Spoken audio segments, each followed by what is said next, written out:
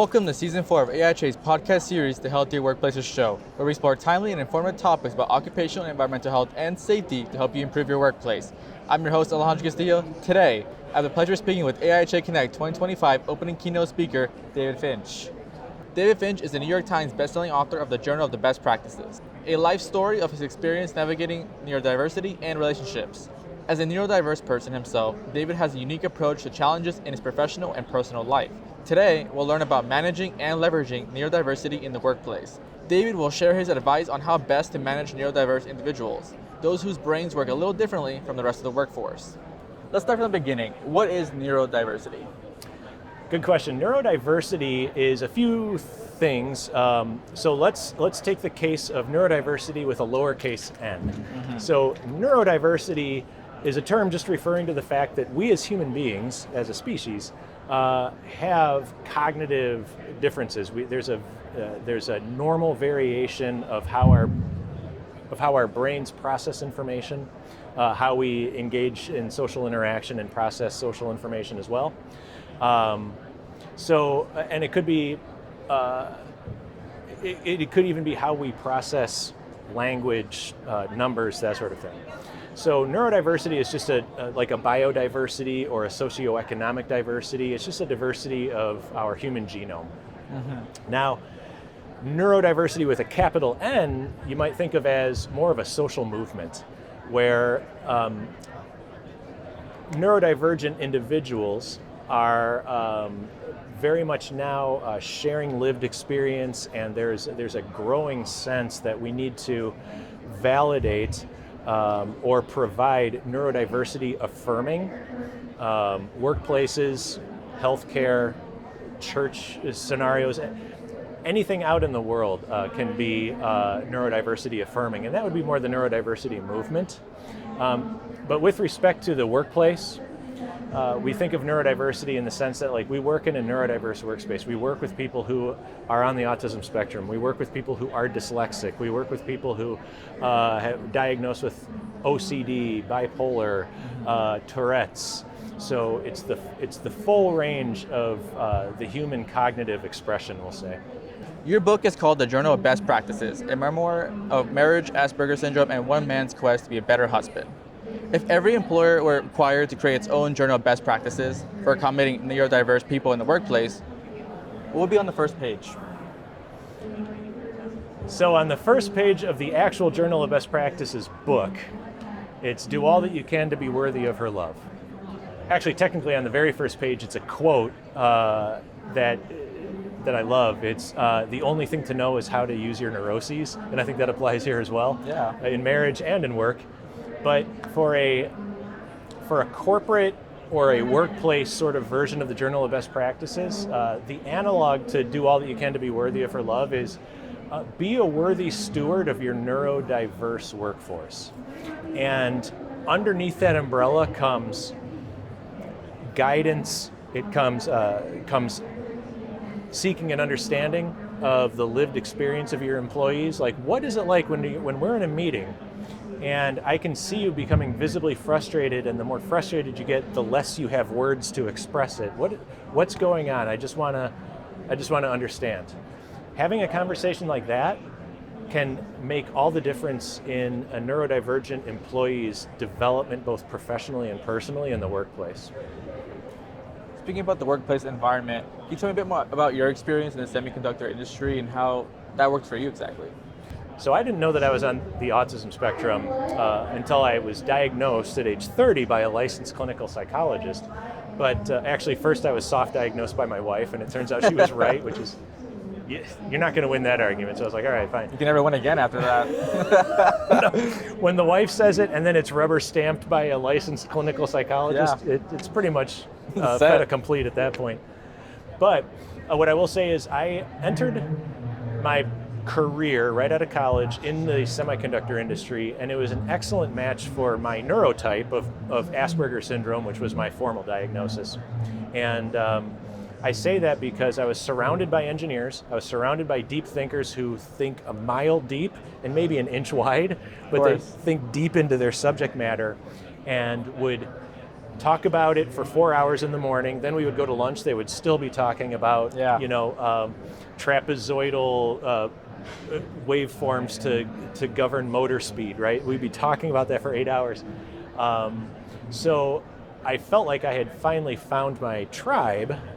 What I didn't know is that my wife, who is not autistic, pointed out to me the very first time she came to one of my company Christmas parties.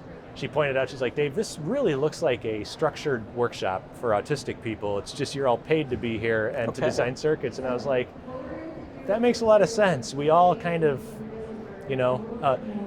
whether they meant to or not, my employer was hiring a tremendously neurodiverse workforce where I would say, honestly, the majority of our contributors probably could receive an autism diagnosis if they saw one. How was it like switching to a marketing role? Not without a lot of help. So I started in the application lab. So in the semiconductor industry, the companies build chips. Other companies buy those chips to make things, but there's this connective tissue of engineers who train or teach the customers how to use those chips in those circuits. So I was hired into the industry to be that connective tissue between the chips my company made and the systems they were going into, and saying, for this car audio amplifier, this is how you need to design the circuit, right? So I was very capable and comfortable in a laboratory setting.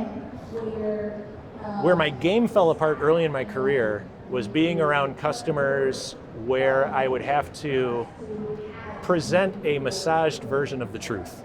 So if our chip was not going to perform as well as our competitor's chip for a given circuit, I would tell the customer, don't use our chip. That's going to be a disaster. Use the competitor chip. And the salespeople in those meetings would be like, what are you doing? That's my whole bonus. Absolutely. So I cost so many people vacations and whatever else to Disney World, and I laugh about it now, but the truth is, to grow in my career, what I want to do with my career, I really had to start to understand the business case around the technology, not just the technology.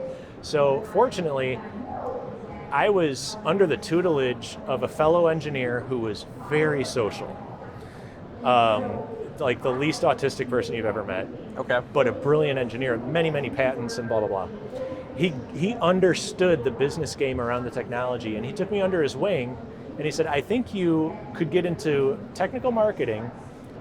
We just need to teach you a few things: how to play golf, how to order food for the customer when you guys are at, and just how to be social around the technology. And I learned a lot of that by rote, by studying how he did it, taking notes, thinking, imagining, and then applying it when I would go on customer visits of my own. Of course. So with a lot of coaching I got there, but I think my ability to sort of study and then apply the social, we'll say, acumen that I was seeing right in front of me helped me a lot. And a lot of people, in my case, we're talking about autism. Neurodiversity covers a lot of ground. But in the case of autistic individuals, a lot of us are able to study the behaviors of other people and then mimic those, like in a mimesis. So you become almost like they call it masking. Yeah. But it essentially becomes the social persona that you wear, that you have learned through trial and error. And if you have the right coach, the right window to the world, you can make that happen. My question to you is, with masking, is it ever draining to kind of put on this persona, or how does it exactly work? It's an excellent question. So yes, it can be quite exhausting. So human beings are a pack animal. And whether you're autistic, not autistic, doesn't matter. There's this whole misconception that autistic people reject or want nothing to do with social interaction, that they don't want to connect with other people, that they want to be in their own silo. And for yes, individual cases that might be the case. Same with neurotypical people. Of course. But for the most part, autistic people absolutely do crave human connection, because we have a psychological layer that's different from everybody else's, but our core program, our kernel of that operating system is the same as everybody else's. So, and that goes back eons, like throughout our evolution. So, the point of masking that a lot of us learn early on starts in school, or for some kids, before school when, group settings. But I want to show up in a way that makes me choosable to a group. Of course.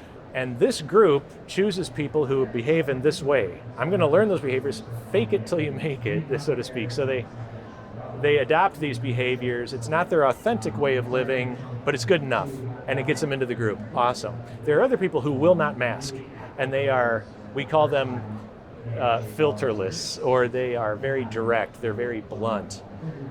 That works too, but it's also more likely to repel people or offend people, So for masking, it's a tremendous amount of effort. You have to do a few things. First, you have to assess the situation and determine what is the right social persona that I need to wear for this situation. Mm-hmm. Just like in an interview, I would wear a suit. I wouldn't wear, like my bathing suit and a tank top or something like that. So you put on the right outfit. So for the interview, you put on the right personality. If you're having a pretty crappy day when you head into a job interview, you don't bring that baggage into the interview. They say, how's your day going? Couldn't be better. No complaints. Meanwhile, your car's on fire in the parking lot. Absolutely. You're being chased by the FBI. I've been there, yeah. Yeah. So you put on the game face. The problem is you can keep that up for some period of time, but everybody eventually, it's unsustainable, and eventually you crash. And eventually that game face comes off. And it could be in front of your spouse, it could be in front of your coworkers, but it is exhausting. And I think it's something that, in the context of what we're talking about here with AIHA, it's something that employers really need to be aware of. Who are the folks on my team who are just white-knuckling their way through the day, masking? And is there a way that we can make the day-to-day experience something that is more palatable and something that is more authentic to them, so they don't feel they have to mask nearly as much?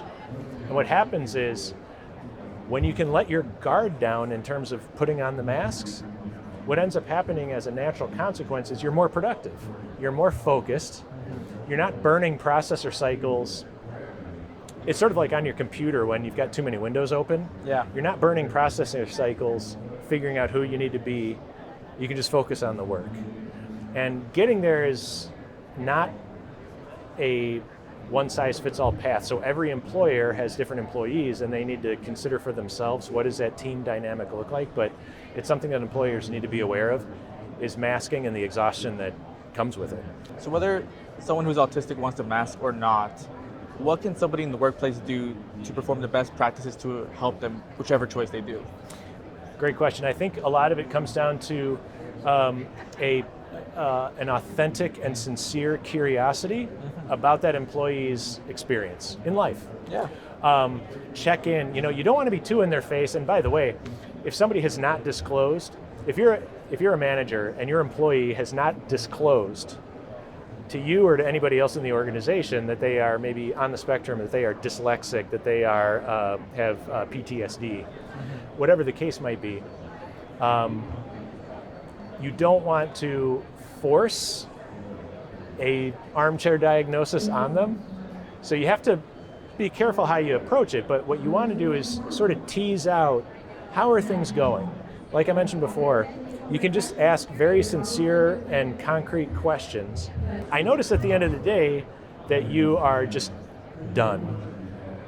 Is it something that's going on here at work? And there's no wrong answer. You're not. This is not punitive. This is not an HR conversation. This is a guidance conversation. Is there anything I can be doing as an employer to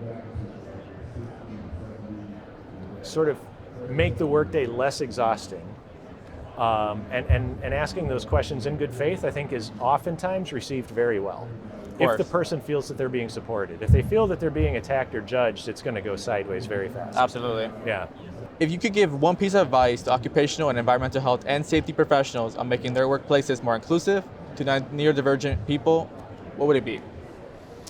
This advice I'm going to plagiarize. Okay. Because the good ones borrow, the great ones steal. Gotcha. But I'm plagiarizing this from my partner in crime, my podcast co-host, and my good friend, Dr. Barry Prezant, who is a world-renowned leading clinician, academic, in specifically autism and related conditions. And he says, and I believe in this fully, he says, set your expectations very high, higher than you might think you need to, or they're warranted. But be prepared to provide adequate and proportional levels of support to help that individual fulfill those expectations.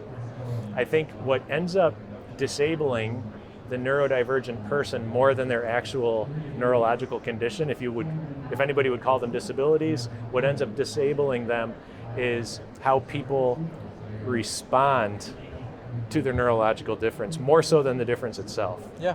If that makes sense. And so what we don't want to do is presume that if somebody discloses and says, hey, you know, I've got severe attention deficit and hyperactivity disorder. And what we don't want to do is put them in a corner and be like, okay, so you are never, ever, ever allowed to do any planning of any sort of company event.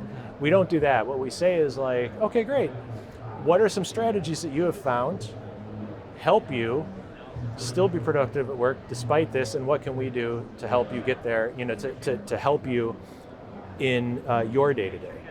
So again, set the expectations really high, provide adequate levels of support, and what you'll find is you've got this neurodivergent employee who it turns out to be a total rock star because of their capabilities that they're bringing to the table are so differentiated from the rest of the workforce. We just need to guide them into the stuff around the work that makes them accessible to everybody else. Of course. David, as we reach the end of this episode, is there anything else you want to share with the audience? Absolutely. What I would say is you clearly have some sort of innate curiosity into this subject matter. Otherwise, you would have skipped right past this episode. You would have skipped right past my presentation, the whole thing. So lean into that. Lean into the fact that we have a neurodiverse workforce. Every company has one, and it's a consequence of the natural distribution of human brains. It's not because of hiring initiatives or anything like that. It's just because people are born with the brain they're born with, and some of them are hireable, and here we go, right? So lean into the fact that we have a neurodiverse population, and do whatever you can to harness all the good that comes with it while understanding and coaching people through the challenges that are attendant with these great qualities that people bring to the table. David, thank you so much for joining us today. That wraps up today's episode of the Healthier Workplaces Show.